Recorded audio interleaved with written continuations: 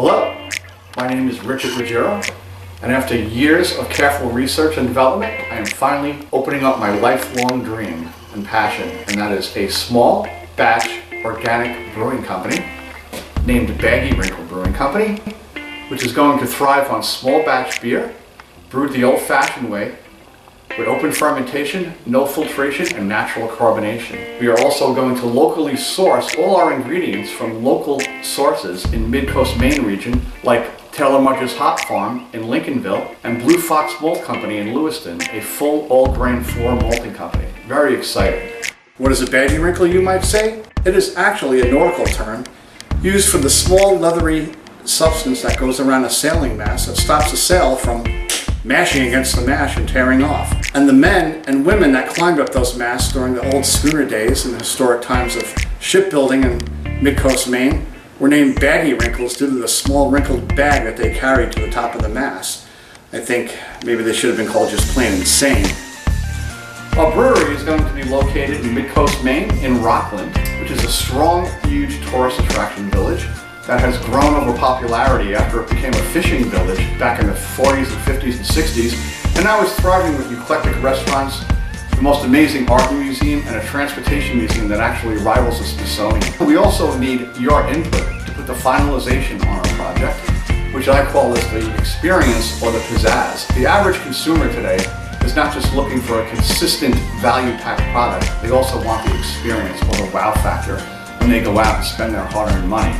So we need your input to actually purchase some of our much needed equipment to make the atmosphere special, and also some construction equipment to get on with the floor drains and things of that nature. But anyway, before you can actually conceive our business vision and our project, I think we need to do a little short trip in the Mid-Coast Maine region, which is formally being coined as the Gold Coast by Down East Magazine. So come with me on a short trip of the Mid-Coast region. We'll visit some places, and you'll have a great time and maybe get a little education about the Maine's people, its economy, and where they're going. Let's go.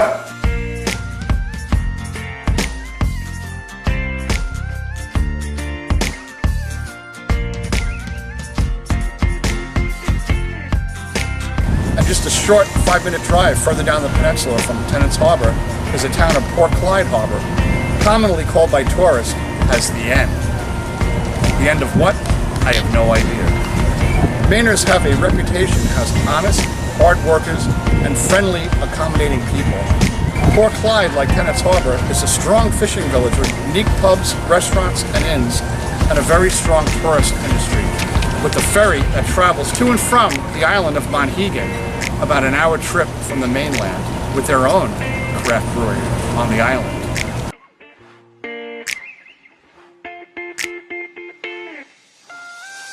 So just a short drive off the peninsula of Mid-Coast Maine from the town of Tennant's Harbor and Port Clyde is the town of Rockland. Rockland is the lobster capital of the world. As a matter of fact, any lobster you have the pleasure or delight of dining on is most likely come from Rockland, Maine, and fished out of the Mid-Coast area waters. Rockland, home of the biggest and largest festival in celebration of the lobster, called the Maine North Atlantic Lobster Festival, you guessed it.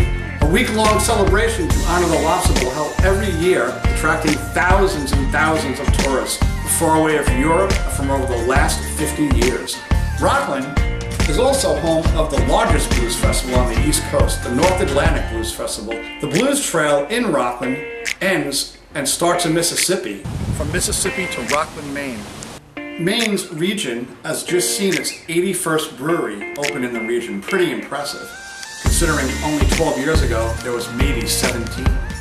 During the winter season, January through May, the Mid-Coast region in Rockland, with only a population of just around 10,500 strong, has a strong local support for small craft businesses in the Mid-Coast region laid-back lifestyle.